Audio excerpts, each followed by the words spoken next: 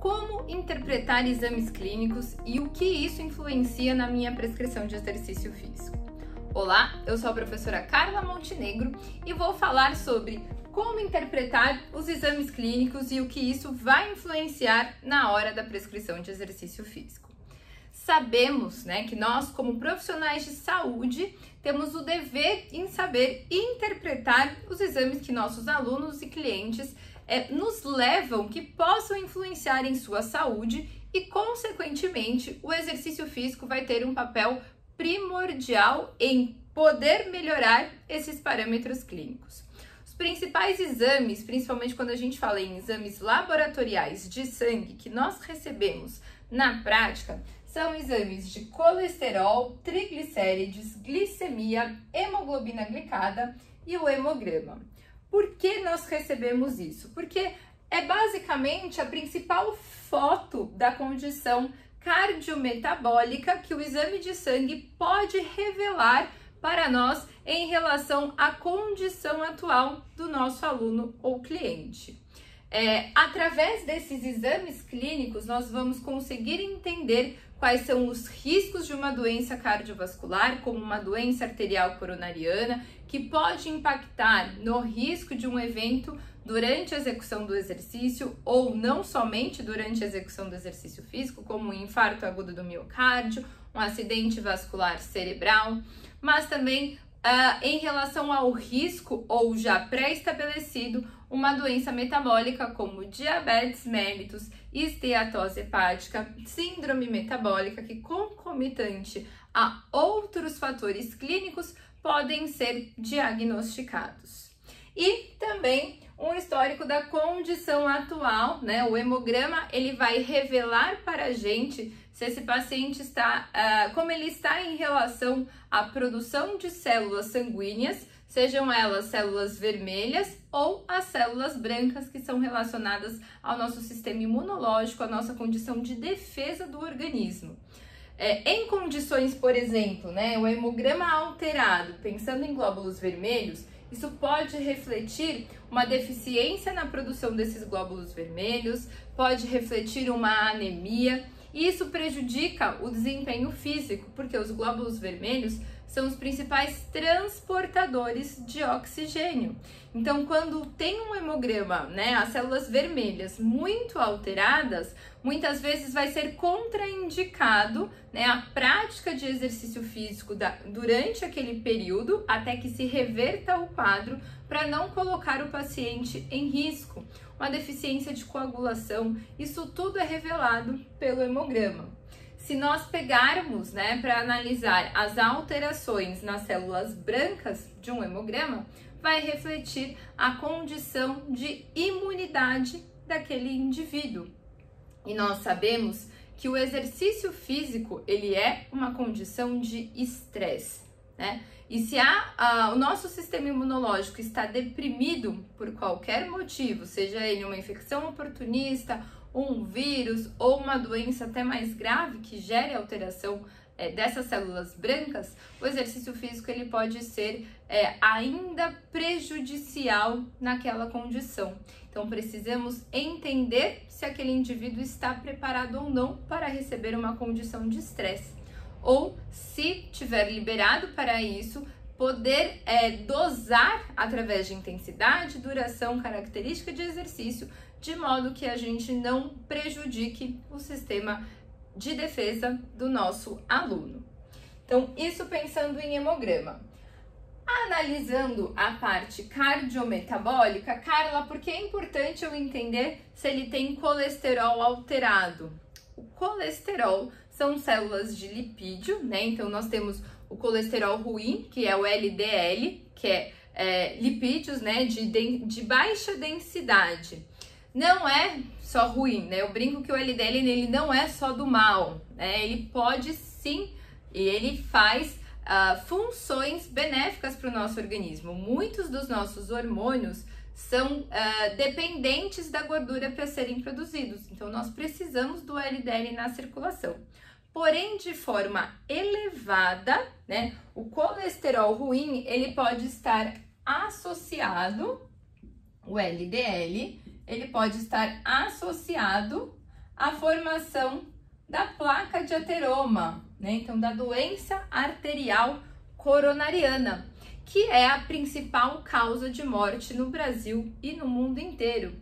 Então, se tiver muito LDL sobrando na corrente sanguínea, aquele paciente, aluno, cliente, tiver uma hipercolesterolemia, então tem um LDL elevado, ele pode ter o entupimento das artérias, ou seja, ele é um potencial alto risco para infarto agudo do miocárdio. E infelizmente o exercício físico ele não gera alteração de forma direta no LDL. Nós conseguimos melhorar o metabolismo do LDL através do exercício físico, porque estimulamos a produção de outro colesterol que também é mensurado no exame de sangue, que é o HDL, que é a lipoproteína de alta densidade, que é conhecida como colesterol bom. Por que colesterol bom?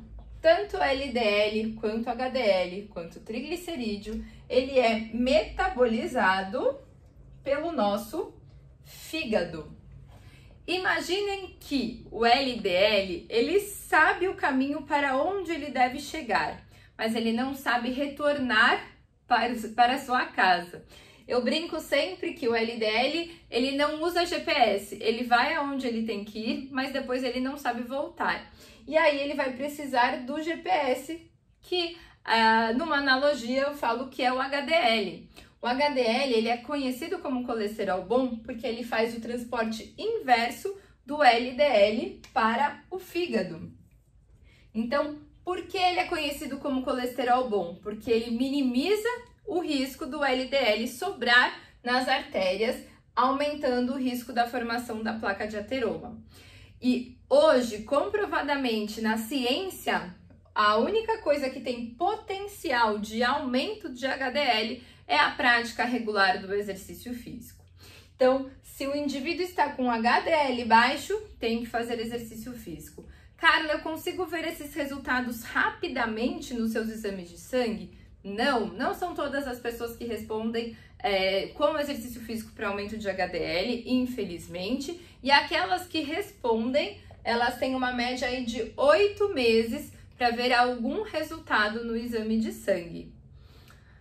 E o exercício físico não vai mudar o LDL, por isso que se a pessoa tem o LDL alterado, obrigatoriamente o médico vai prescrever algum tipo de medicação para dislipidemia, para controle desse colesterol ruim, para minimizar o risco de acidente, de algum evento, como o infarto agudo do miocárdio. Então, Carla, o exercício físico não vai mudar em nada uma condição de dislipidemia? Vai mudar. Não só no potencial do HDL, mas também a questão dos triglicerídeos, né? Os triglicerídeos, eles também têm influência, também caracterizam a dislipidemia.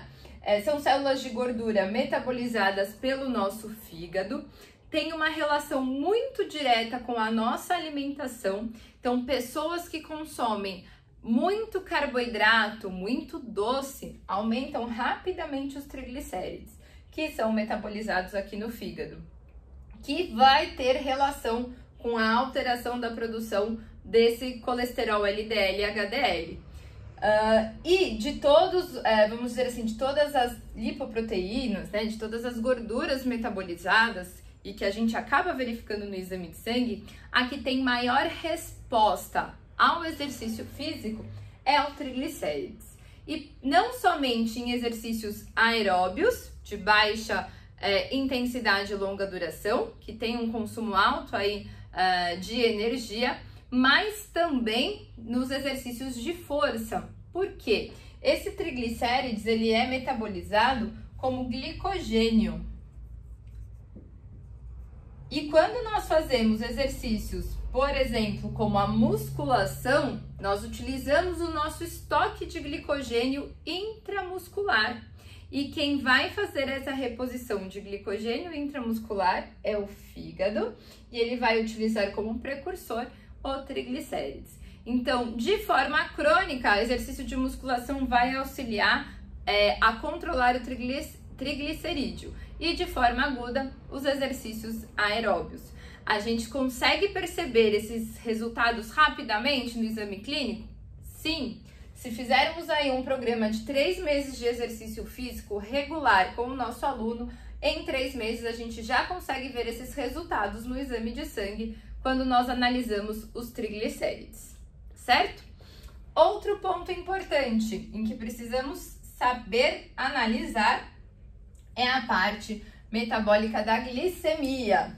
Então, a glicemia é a quantidade de glicose que está disponível na corrente sanguínea. Nós temos parâmetros que podem indicar um diagnóstico de pré-diabetes, então aquela pessoa que está com um processo de resistência à ação da insulina, a glicemia está subindo mesmo em jejum, e nós temos condições como uma glicemia acima de 126 mg por decilitro, em que a gente já caracteriza o indivíduo com diabetes. É importante nós entendermos a condição. Se nós iniciarmos um programa de treinamento para uma pessoa que tem a glicemia aumentada, que é o que a gente já chama do pré-diabetes, eu consigo sim responder de forma rápida com o exercício físico e ainda é possível a gente reverter esse quadro de alteração metabólica. Mas somente a glicemia, muitas vezes, ela acaba enganando a nossa percepção no exame, porque em jejum, né, o organismo teve quase que no mínimo 4 horas para que a produção de insulina que ele estivesse fazendo fosse suficiente para consumir aquela glicose que estava na corrente sanguínea.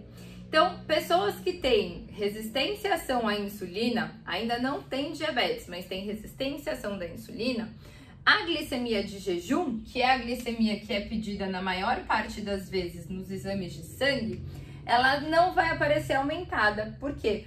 Por conta do longo período de jejum, o corpo conseguiu produzir insulina suficiente para compensar. E isso acaba mascarando uma condição metabólica como síndrome metabólica, como pré-diabetes. E aí o que vai revelar para a gente um quadro de alteração metabólica é o exame de hemoglobina glicada. O que é a hemoglobina glicada? É um exame que é analisado a bioforma, né, da hemoglobina, porque a hemoglobina ela sofre um processo de glicação da glicose.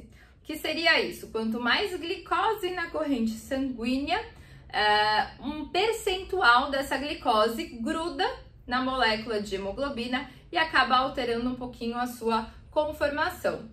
Ou seja, esse percentual de glicose, né, que está grudado na hemoglobina, ele vai revelar um histórico dos últimos meses de glicemia do indivíduo. Ou seja, a hemoglobina glicada vai revelar a média dos últimos 3 a 4 meses de glicemia de uma pessoa. Por que 3 a 4 meses, Carla? Porque o período de vida útil de uma molécula de hemoglobina é de 3 a 4 meses. Então, o percentual de glicose que está grudado naquela molécula vai revelar qual foi a média de glicose durante aquele período de vida daquela hemoglobina.